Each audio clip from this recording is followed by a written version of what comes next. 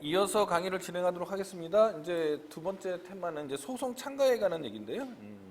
소송 참가란 소송 계속 중에 제3자가 자기의 법률상 지위를 보호하기 위해서 소송에 참가하는 것.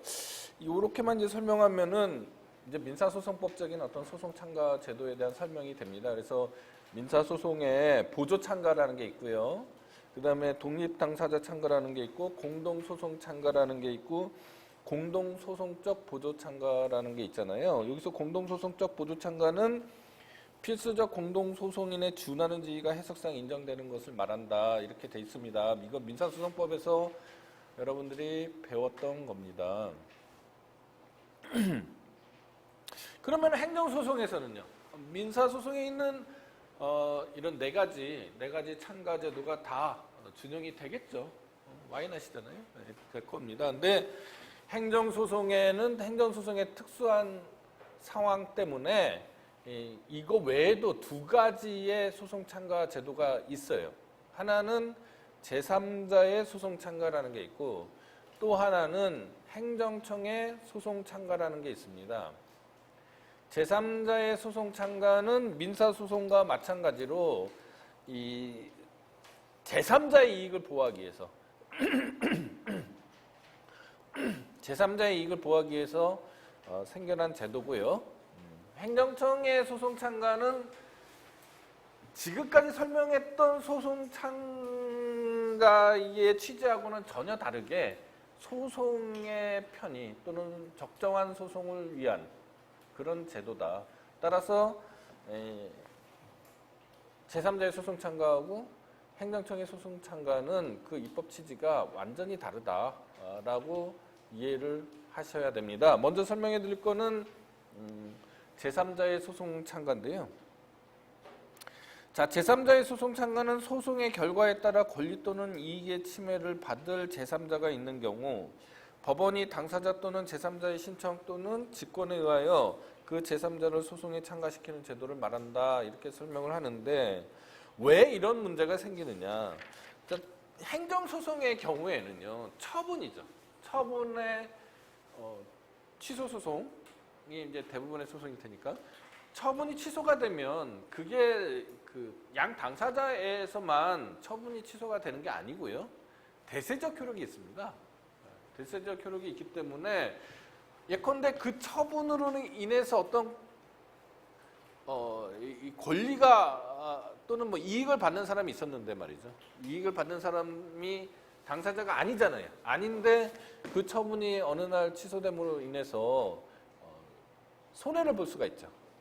그러면 그 사람에게 그 소송에 참여할 수 있는 기회를 보장해주지 않으면 안 되는 겁니다. 그러니까 행정소송에서는 이 취소 판결에 인용 판결의 대세요 때문에 제3자를 보호해야 될 그 필요성이 민사소송에서보다 더 많고 깊기 때문에 그렇기 때문에 제3자의 소송 참가라는 특별한 참가 제도가 생겼다. 이렇게 이해를 하시면 됩니다. 자, 참가인이 되려면은 참가 이유로서 소송의 결과에 의해서 권리 또는 이익이 침해를 받는 것이 요구된다.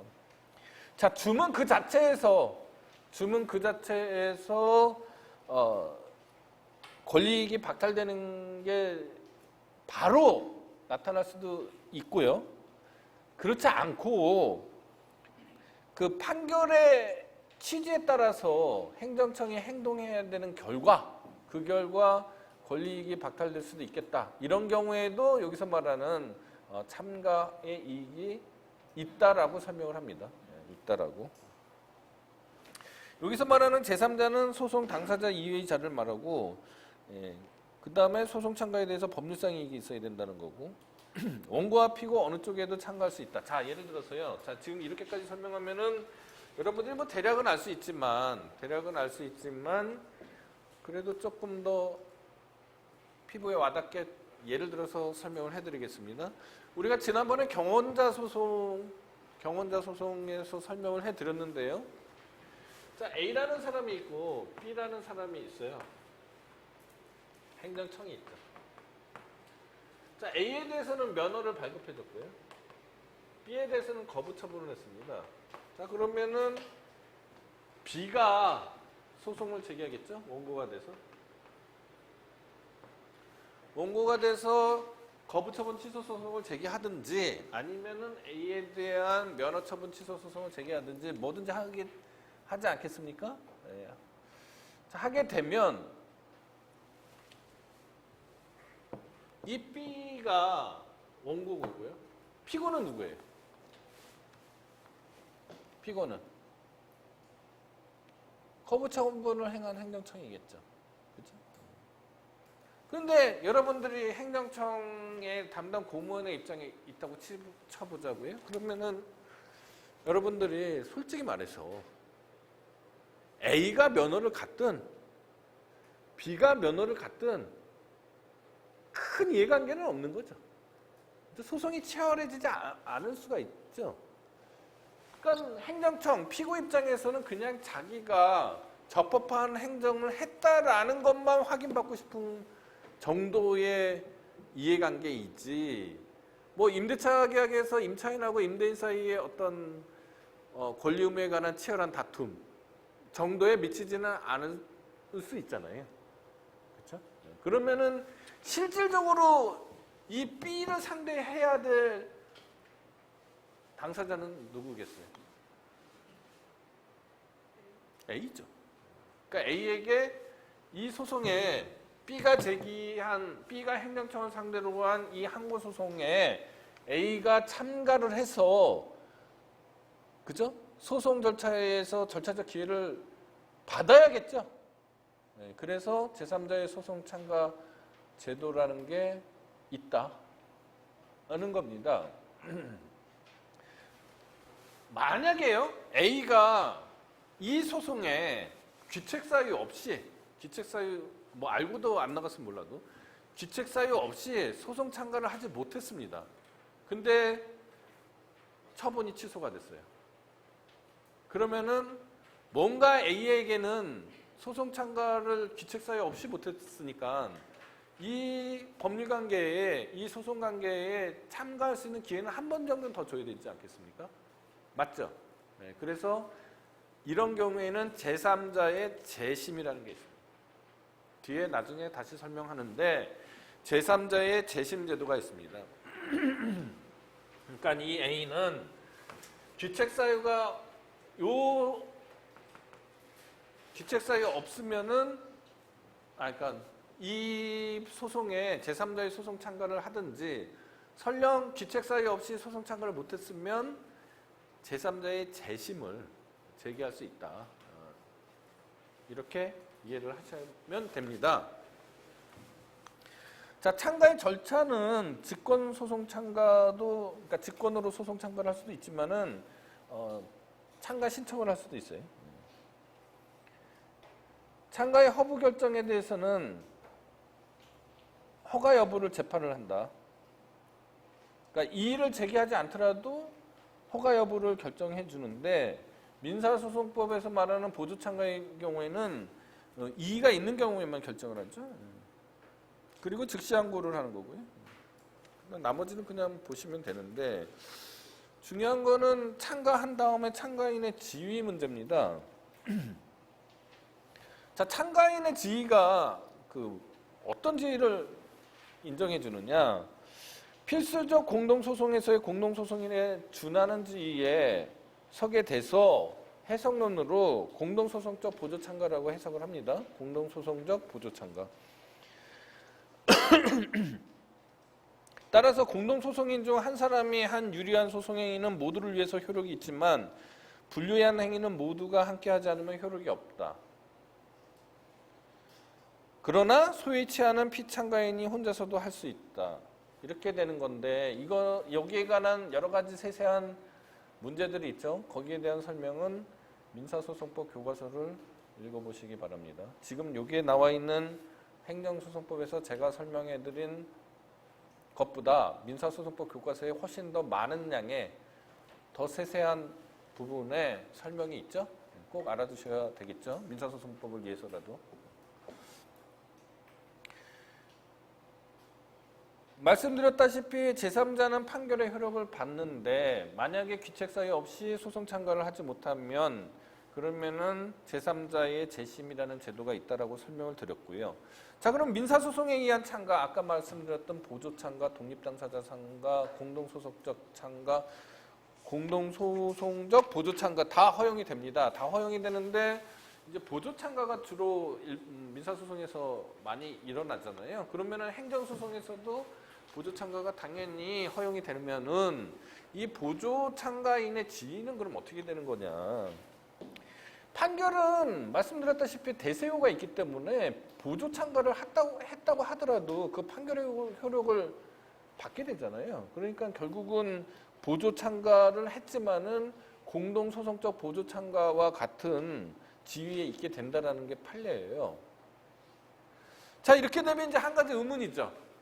아니, 민사소송법상의 보조 참가를 하나, 행정소송상의 제3자의 보조 참가, 제3자의 소송 참가를 하나, 똑같이 공동소송적 보조 참가하면은 이게 뭐하러 행정소송법에 제3자의 참가 제도를 뒀냐라는 이제 의문이 제기가 될 수 있다.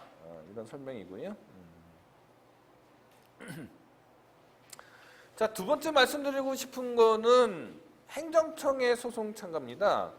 행정청의 소송 참가는 아까 말씀드렸던 제3자의 소송 참가나 민사소송법상의 참가 제도들하고 다르게 그것들의 공통점은 뭐예요? 제3자의 이익보호잖아요. 제3자의 이익보호를 위한 참가 제도인데 행정청의 소송 참가는 그렇지 않습니다. 행정청의 소송 참가는 이 소송 진행의 원활함 또는 그런 거죠. 공정한 재판을 위한 소송 자료 확보 이런 것들이 입법 취지가 되는 거죠. 예컨대 재결 취소 소송의 피고는 재결청 또는 행정심판위원회지 않습니까? 근데 재결청보다 원행정청, 원처분청이 더 많은 노하우를 갖고 있을 수도 있잖아요. 이럴 때 법원이 가입시키면은 원처분청을 가입시키면은 참가시키면은 더 소송이 원활하게 진행될 수가 있잖아요. 그럴 때 하는 제도가 행정청의 소송 참가다라고 이해를 하시면 됩니다. 참가의 요건은 타인사의 소송이 계속 중이고 다른 행정청이 되는 거죠. 그 다음에 피고 행정청을 위한 참가여야 한다라는 겁니다. 피고 행정청을 위한 참가여야 한다. 예를 들어서요, 약간 우스꽝스러운 예인데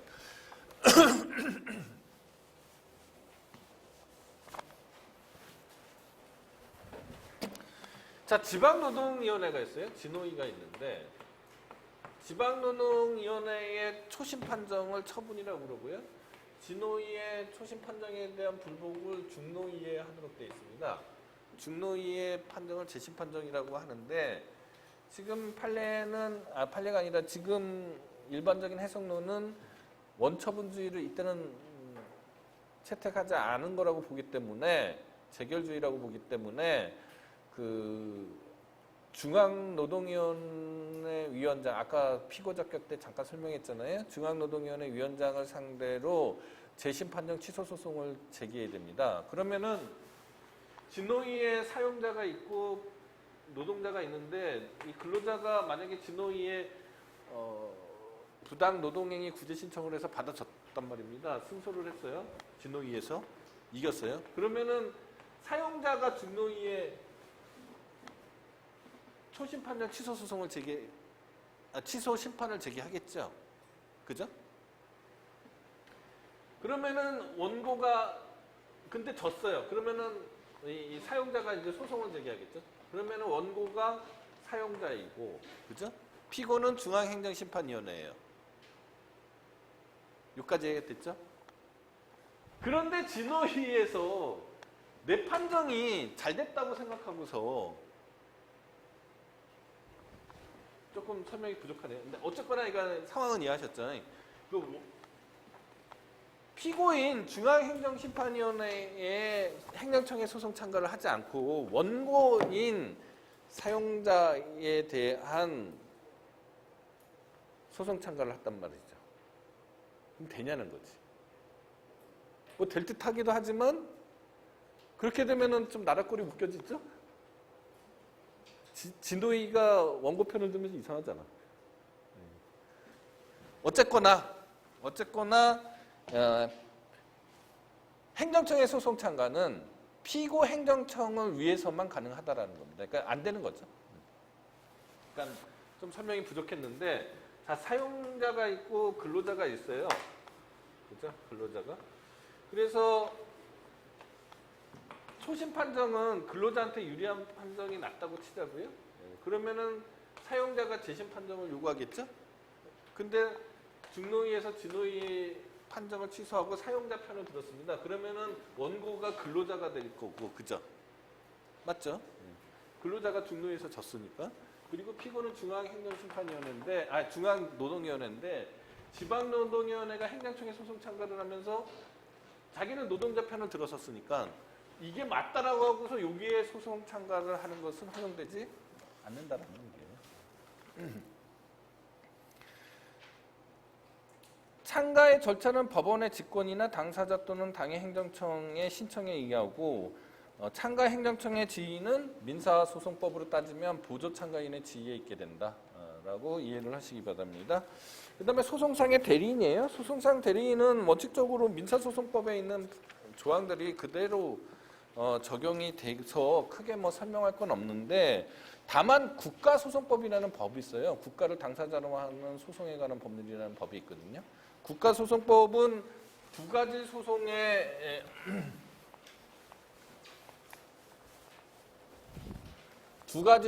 적용이 됩니다. 두 가지 소송이. 그래서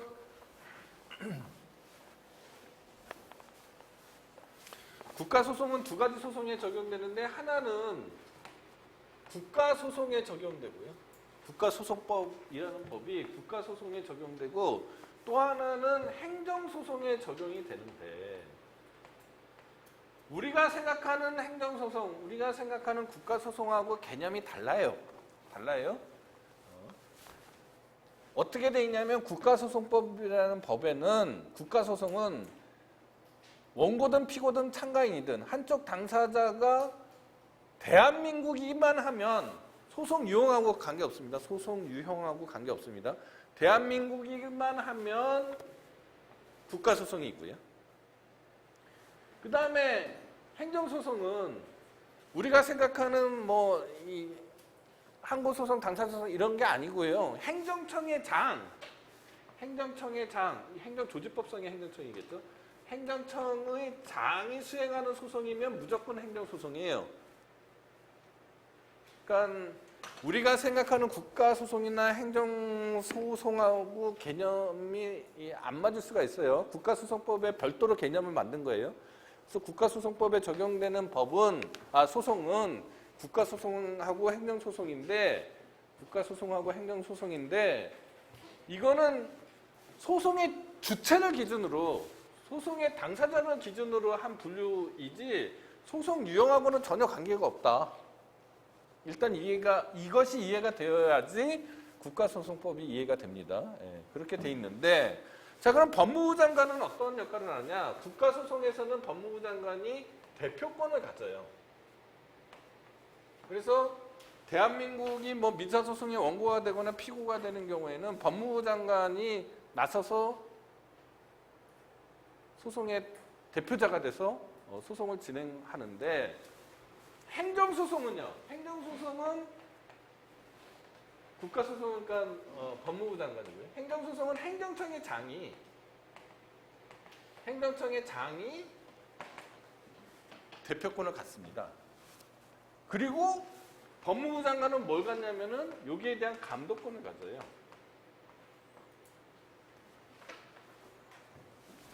자, 여기까지 이해가 됐죠?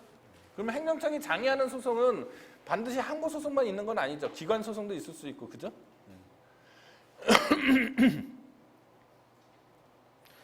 다시 말씀드리면 국가소송법은 국가소송하고 행정소송이라는 자기 나름의 개념에 따라서 두 가지 소송 유형에 적용이 되는데, 국가소송은 법무부 장관이 대표를 하고, 행정소송은 행정청의 장이 대표권을 갖습니다. 다만 법무부 장관은 행정소송이라고 해도 대표권은 아니지만 감독권을 가지고 있다라는 겁니다. 감독권을 갖고 있는다. 그 감독권의 소송 관여권입니다. 소송 관여권에는 뭐가 있냐? 175페이지 맨 첫째 줄이에요. 소송 지휘권이 있고요. 소송 수행자 지정권이 있고요. 행정청의 지정대리인 및 변호사에 대한 해임권이 있습니다. 뭐 아주 간단하게 뭐 아주 중요한 복잡한 얘기들은 아니고 그냥 뭐 이렇게 세세하게 강의해드릴 필요가 있는지도 모르겠지만 하여간에 좀 더 설명을 해드리면 소송 지휘권은 누구를 지휘하느냐? 법무부 장관이요. 그러니까 여기 행정청의 장이 대표권을 갖고 있지만은 법무부 장관도 소송 관여권을 갖고 있다라고 얘기했잖아요. 국가소송에서는 자기가 대표권을 갖고 있으니까 자기가 알아서 소송을 하면 되는 거고요. 그리고 국가소송하고 행정소송의 차이는 그 소송의 주체를 기준으로서 유형을 나눈 것일 뿐 소송 유형하고는 전혀 관계가 없다라고 설명을 했습니다. 그러니까 국가가 당사자가 되는 민사소송이나 당사자 소송이나 이런 소송 유형하고 관계없이 국가가 당사자만 되기만 하면 국가소송이 되는 거고요.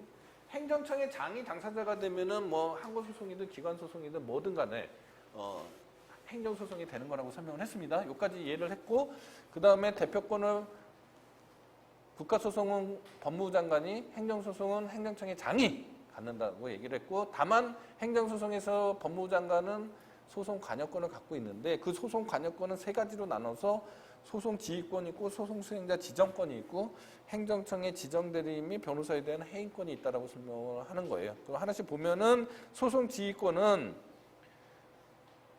직접 소송을 수행하는 사람을 지휘하는 게 아니다라는 거죠. 그러니까 행정청의 장이 스스로 나서서 행정소송을 할 수도 있지만 보통 그러지 않을 거 아니에요. 자기의 지휘를 받는 직원을 선정을 해가지고 지정을 해서 행정소송을 진행하지 않겠습니까? 맞죠? 아니면은 변호사를 선임하든지. 그러면은 그렇게 선임된 자기 직원, 소속 직원을 소송 수행자 또는 지정 대리인 이런 표현을 많이 써요. 근데 소송 수행자라는 표현을 많이 씁니다. 여러분들 나중에 실무에 나가셔서 행정소송을 하면은 보통 원고 대리인을 하실 거 아니에요. 그러면은 피고 쪽에서 누가 나오냐면 소송 수행자가 나와요. 그 해당 관청의 직원이죠. 직원. 그러면은 그 여기서 말하는 소송 지휘권은 그 소송 수행자에 대한 직접적인 지휘가 아니고 이 행정청의 장이나 아니면은 이 소송 총괄관에 대한 그런 소송 지휘다. 그래서 간접적 소송 지휘권이라고 설명을 하고요. 그 다음 두 번째 소송지휘자 지정권인데요. 자, 행정청의 장이 자기 직원을 소송 수행자로 지정을 해서 했잖아요. 거기에 덧붙여서 자기도 법무부 장관도 그것과 별도로 법무부의 직원이나 검사나 공익법무관을 지정해서 소송 수행을 별도로 할 수도 있다라는 거고 마지막으로 176페이지입니다. 행정청이 지정대리인 즉 소송 수행자를 선임을 하거나 지정을 하거나 아니면 변호사를 선임해서 소송 수행을 한다라고 설명을 했잖아요. 근데 그 법무부 장관이 그 사람들을 해임할 수 있는 권한이 있습니다. 자, 그리고 이제 지정 대리인, 즉 소송 수행자는 그죠? 국가소송법이 적용이 되어야지 소송 수행자가 되는 거잖아요. 맞죠? 거기까지 이해가 됐죠? 그러면은 국가가 당사자인 사건하고 행정청의 장이 수행하는 행정소송인 경우에 소송 수행자를 지정할 수 있는 거죠. 자기 직원을 소송 수행자로 지정할 수 있단 말입니다. 그런데 지방자치단체가 당사자인 민사소송이나 당사자 소송은 국가소송법이 적용되지 않잖아요. 국가소송법은 국가소송하고 행정소송에만 적용이 되잖아요. 그러니까 지방자치단체장이 당사자인 민사소송이나 당사자 소송은 국가소송법이 적용되지 않으니 소송 수행자를 지정할 수 없죠. 자기 직원을 보고 대신 나가라고 할 수 없죠. 그러니까 변호사만 나갈 수 있겠죠. 변호사를 선임해서. 자, 그럼 여기서 문제예요. 서울특별시장이 행정소송을 하는 경우에는 소송 수행자를 지정할 수 있죠.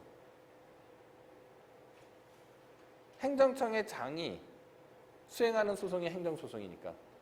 여기까지 이해가 됐습니까? 그러면 서울특별시가 원고나 피고가 되는 민사소송이나 당사자 소송은요? 여기서 빠져 있잖아요. 네, 그래서 소송 수행자를 지정하지 못하게 되어 있습니다. 그러니까 변호사를 선임하는 수밖에 없어요, 대리는. 이게 입법적 미비인지 아니면은 일부러 이렇게 만들었는지는 잘 모르겠어요. 하여간에 그렇게 됩니다. 그 다음에 법무부 장관의 지정 및 감독인데, 지정 소송 수행자를 지정하는 건데, 국가소송에서 법무부 장관은 자기가 대표하니까 뭐 직원, 검사, 공익법무관은 소송 수행자로 지정할 수 있고요, 그죠? 그리고 행정소송에서도 소송 관여권의 행사로서 소송 수행자를 지정할 수 있다라고 설명을 했죠. 해임할 수도 있고요. 자, 소송 수행자의 권한은 그 소송에 관해서 대리님 선임 외에 모든 재판상의 권한을 행사할 수 있는데, 그 변호사하고 다른 점은, 변호사는 뭐예요? 신급 대리죠. 그죠? 1심에서 대리인이 됐는데 그 효력에 2심으로 당연히 넘어가는 게 아니잖아요. 다시 계약을 체결하든지 해야 되잖아요. 맞죠? 신급 대리예요. 근데 소송 수행자는 그런 신급 대리의 제한이 없다라는 겁니다. 자, 여기까지가 이제 당사자에 대한 설명드렸고요. 그 다음에 이제 항고소송의 대상입니다. 항고소송의 대상은 지금까지 이제 민사소송법적 시각에서 소외이익 삼형제가 있다라고 설명을 했습니다. 그죠? 하나는 뭐예요? 원고 적격의 문제고, 또 하나는 협의의 소이익 문제고, 마지막으로 대상 적격의 문제죠. 네, 대상 적격의 문제인데, 민사소송에서는 대상 적격이 크게 문제가 되는 경우가 거의 없죠. 없을 수밖에 없죠. 왜냐하면은 민사소송은 이행소송 중심이잖아요. 그러니까 원고가 이거 해달라 저거 해달라고 하면 그것이 바로 대상이 되는 거니까, 소송의 대상이 되는 거니까 대상 적격이 크게 문제가 되지 않습니다. 그러나 행정소송은 형성소송 중심이잖아요. 취소소송이 가장 대표적인 소송 유형이고 가장 비중이 높잖아요.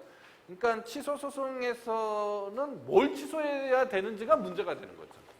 그러니까 대상 적격이 민사소송법보다 훨씬 심각하게 대두가 되는 겁니다. 네? 자, 그러면은 행정소송법의 대상이 뭐로 돼 있느냐? 항고소송의 대상은 처분과 재결이라고 해놨어요. 그러고서 이걸 축약해서 처분 등이라고 약칭을 하고 있습니다. 행정소송법에서요.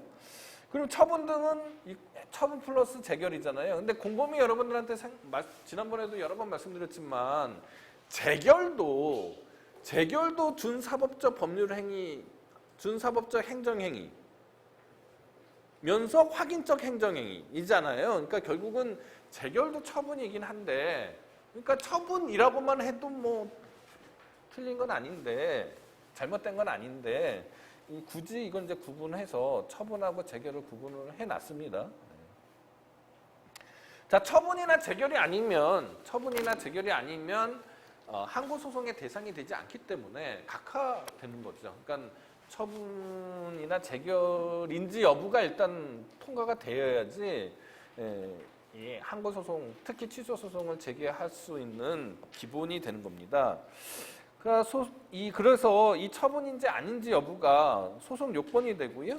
직권조사 사항이고, 그리고 직권조사 사항이기 때문에 당사자의 자백에 구속되지 않는다는 거죠. 당사자가 이거 처분입니다 하더라도, 자백하더라도 법원에서 이거 처분 아닙니다 하면서 각하할 수 있게 된다라는 겁니다. 그러면 처분하고 재결이니까 먼저 처분부터 살펴보면 180페이지입니다. 자, 그러면 처분의 개념이 각종 행정소송법에도 처분의 개념이 있고요. 행정기본법에도 처분의 개념이 있고, 행정절차법에도 있고, 행정심판법에도 있고, 다 각종 이 행정에 관한 기본법들의 처분의 개념이 규정돼 있어요. 공통적으로 어떻게 돼 있느냐? 행정소송법을 가장 지금 우리 강의의 대상이니까 그거를 예를 들어서 보면은 행정소송법 제2조 제1항 제1호에서 처분을 행정청이 행하는 구체적 사실에 관한 법 집행으로서 공권력의 행사 또는 그 거부와 그 밖에 이에 준하는 행정작용이라고 하고요.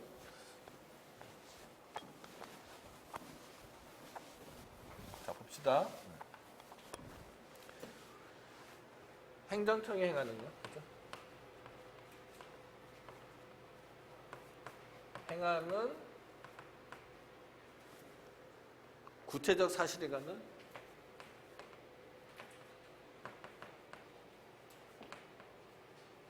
법 집행으로서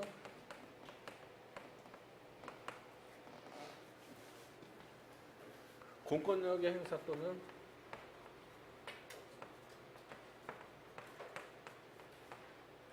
그 거부와 이에 준하는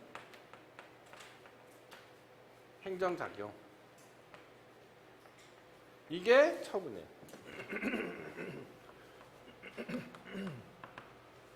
그런데 강학상 행정행위는 행정행위를 광의, 협의, 최협의 이렇게 나눠서 정의를 할 수 있지만 우리나라에서 통설은 최협의의 행정행위 개념입니다. 최협의의 행정행위 개념. 그럼 뭐라고 정의하냐면 행정청의 구체적 사실에 대한 법 집행으로서, 그죠?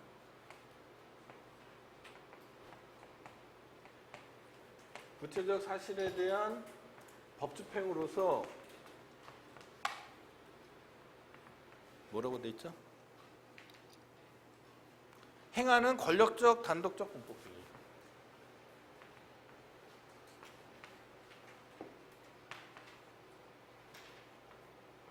이렇게 행정행위를 구분을 하고 있단 말입니다.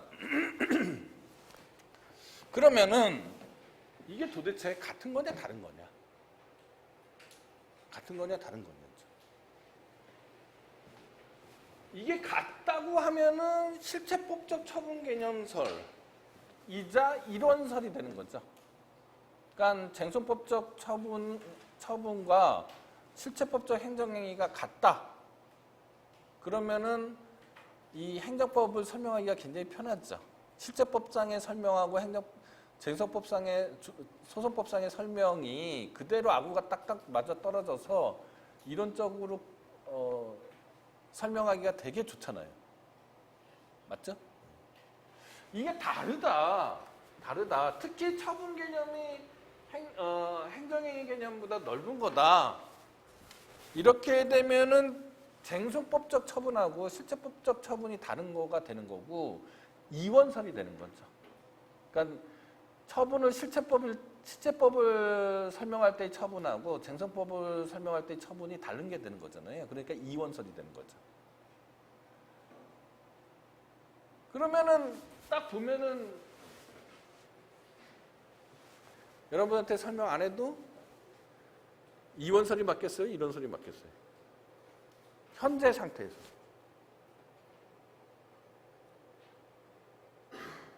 다시 보세요. 행정소송법의 처분은 행정청이 행하는 구체적 사실에 관한 법 집행으로서 공권력의 행사 또는 그 거부와 이에 준하는 행정작용이에요. 실체법적 행정행위 개념은 행정청이 구체적 사실에 관한 법 집행으로서 행하는 구체적, 권력적, 단독적 행위란 말입니다. 이것만 딱 보면은 같아요, 달라요? 어느 게 더 넓어요? 어느 게 더 넓어요? 여러분들은 대답하는 거 되게 싫어하는 민족이잖아요. 김철영? 어느 게 더 넓어요?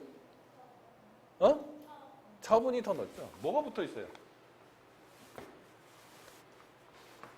이게 붙어 있잖아요. 이에 준하는 행정작용이 붙어 있잖아요. 그러니까 실체법적 처분 개념서는 물론 지금도 주장하시는 분이 있어요. 주장하시는 분이 있지만 뭐라 그럴까요? 조금 이 행정소송법 개정 과정을 살펴보면은 그 개정 과정을 좀 뭐라 그러나 반영하지 못한 견해라고 할까? 이렇게 이해를 하시면 될 것 같습니다. 원래 이제 우리가 조금 불행한 일이지만 그죠? 1945년 이전에는 45년에는 일제의 식민지였잖아요. 제국 일본의 식민지였잖아요. 그러니까 근데 구한말 때 우리 스스로 이 근대법을 받아들이려는 노력이 없지는 않았지만 제대로 근대법을 우리나라에서 시행해보지 못하고 일본의 식민지가 돼서 불행한 일이긴 하지만 우리나라 한반도에서 근대법이 시행하게 된 거는 일제 때문인 거죠. 맞죠? 그러면 일제는 그러면은 뭐 갑자기 뭐 근대법을 어디서 발명해내거나 발견해내거나 창조해내거나 하지 않았겠죠? 일본도 우리나 마찬가지로 뭐 유교적인 그 전통이 있었던 나라잖아요. 근데 어느 날 갑자기 일본은 번개가 쳐가지고 사람들이 전부 다 개화해서 갑자기 근대법이 딱 만들어지고 그럴 수는 없잖아요. 그러니까 일본도 어딘가에서 배워왔단 말이죠. 어디서 배워왔느냐는 거죠. 원래는 프랑스에서 배우려고 그랬는데 결국은 이 독일에서 배우게 됩니다. 왜냐하면 독일은 군국주의 국가잖아요. 당시에 프랑스는 왕을 처단한 민주국가고 상대적으로 민주국가고 영국도 뭐 왕을 처단까지는 안 했지만 입헌 군주국으로서 나름대로 뭐 민주적인 전통이 있는 나라였잖아요. 그러니까 영국이나 프랑스하고 일본은 안 맞는 거죠. 그러니까 일본은 당시에 빨리 근대화를 해서 서구 열강하고 대등한 지에 있고 싶은 거잖아요. 개발 독재를 해야 된단 말입니다. 개발 독재가 곳곳에서 이 압축 성장을 하고 싶은 나라들의 공통적인 특징이 다 개발 독재를 하는 거거든요. 우리나라도 박정희 정권 때 일본에서 메이지 유신을 본따 가지고 뭐 10월 유신인가 해가지고 개발 독재 한 거잖아요. 그죠? 경제 성장은 이렇지만 민주주의적 관점에서 보면 참담한 현실이었던 거죠. 일본도 마찬가지로 그러니까 1868년도에 메이지 유신이 있고 난 다음에 압축 성장을 하고 싶은 거죠. 그러면은 영국이나 프랑스는 비록 선진국이지만 받아들일 수 없는 거죠. 그러니까 자기들한테 가장 잘 맞는 나라는 같은 군국주의 국가인 독일인 거죠. 그러니까 독일의 법제도를 배워왔단 말이죠. 자, 그러면 당시 독일에 그 행정법의 아버지라는 사람이 있었어요. 독일 행정법의 아버지라는 사람이 오토 마이어라는 사람인데, 오토 마이어라는 사람이 쾰른 대학인가? 쾰른 지방에서 그 사법시험을 합격했어요. 사법시험을 합격하고 이 알사스 로렌 지방인데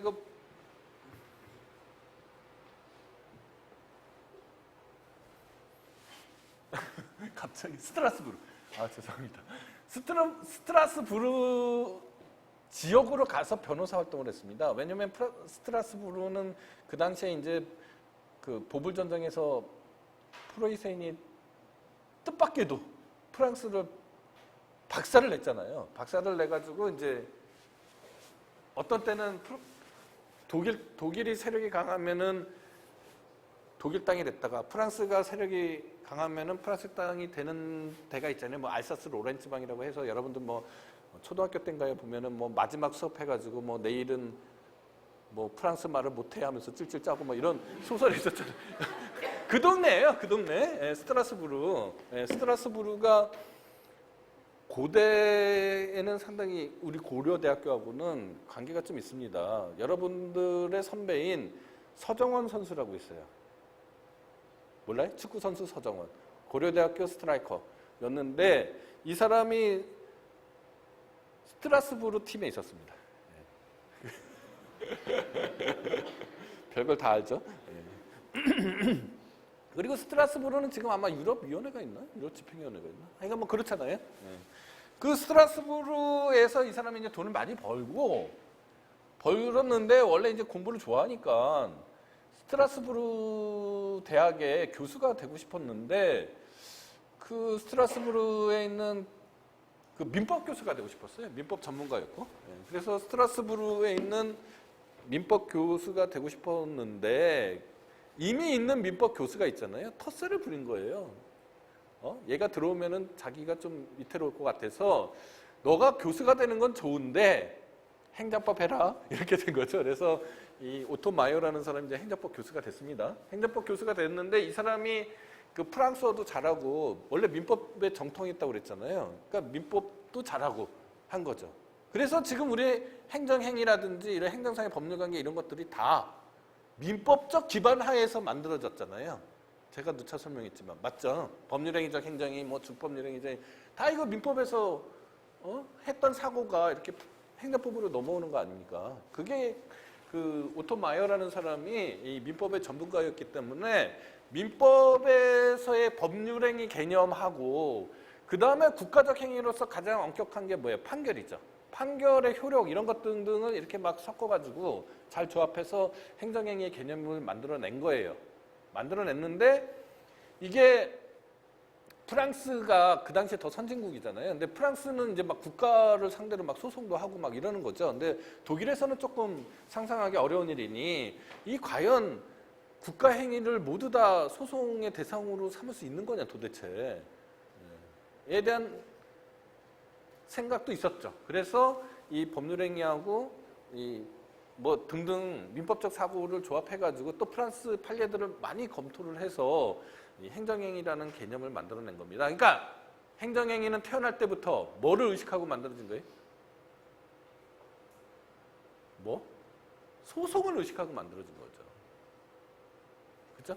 행정행위는 처음부터 오토마이어가 창안할 때부터 소송을 염두에 두고 만든 거잖아요. 국가 작용 중에 소송을 할 수 있는 게 뭐냐라는 거지. 그 소송이 항고소송인 거죠. 무슨 얘기인지 알겠습니까? 네.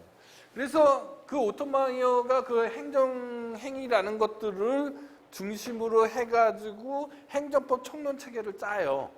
그러면 그 당시에는 행정행위 개념은 처분 개념하고 같은 거죠. 이론설이 되는 거죠. 맞죠? 그래서 행정법 체계를 짭니다. 총론하고 강론이 있는 거죠. 이렇게 해서 행정소송, 그 독일 행정법의 아버지라고 되는 거예요. 그 전에는 총론이 없었거든요. 행정법에. 그냥 조세법, 뭐 경찰법 이렇게 옆으로 나열식으로 돼 있었지. 그것을 아우르는 총체적인 어떤 이론 체계가 아니었었단 말입니다. 그래서 독일 행정법의 아버지라는 소리를 듣게 되는 거고, 그러면은 오토마이어가 만든 그 행정법 체계가 그대로 일본으로 갔겠죠. 일본으로 갔으니까 일본도 마찬가지로 행정행위 개념 있고 처분으로 해서 처분이 되는 거잖아요. 그게 이제 우리나라로 들어왔어요. 그럼 우리나라도 마찬가지로 행정행위 이꼴 처분이죠.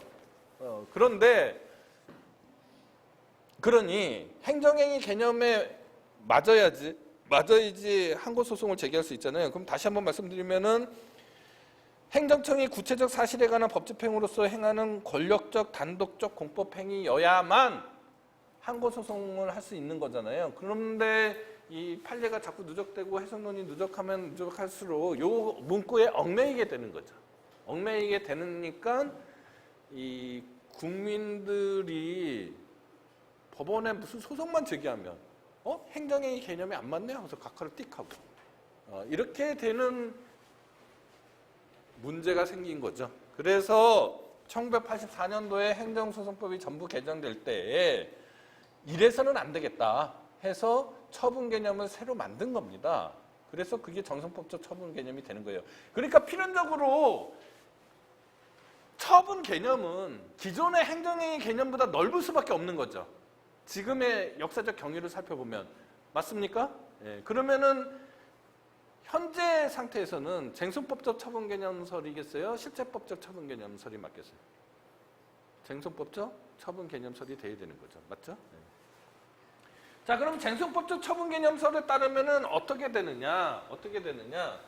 처분 이꼴, 그죠? 처분 이꼴 행정행위 플러스 알파가 되겠죠? 그죠? 이 알파가 뭐예요? 이에 준하는 행정작용이 되는 거죠. 행정행위는 아니지만 처분이 되는 거죠. 그럼 거기에 뭐가 들어있느냐? 보통 권력적 사실행위라든지 신고에 있어서 수리를 요하지 않는 신고에 있어서의 뭐 불수리라든지 뭐 이런 것들이 들어가겠죠. 그죠? 다시 요약해서 말씀드리면은 다시 행정소송법 2조 1항 제1호에서 행정청이 행하는 구체적 사실에 관한 법 집행으로서 공권력의 행사 또는 그 거부까지가 뭐예요? 행정행위, 강악상 행정행위가 되는 거고, 그 밖에 이에 준하는 행정작용은 행정소송의 대상 적격을 넓혀주기 위해서 만드는 장치다. 이렇게 이해를 하시는 게 좋겠습니다. 물론 이게 통설이고 다수설이지만 여기에 또 반대 견해도 있긴 있어요. 예, 있긴 있다. 자, 그리고 이제 그러면은 이렇게 처분 개념을 여러분들이 이해를 했으면 그 처분에 해당하는지 안 해야 되는지를 갖다가 개념 요소별로 나누어서 이제 하나씩 살펴봐야 되는데, 예, 그거는 다음 주에 하도록 하겠습니다. 예, 고맙습니다.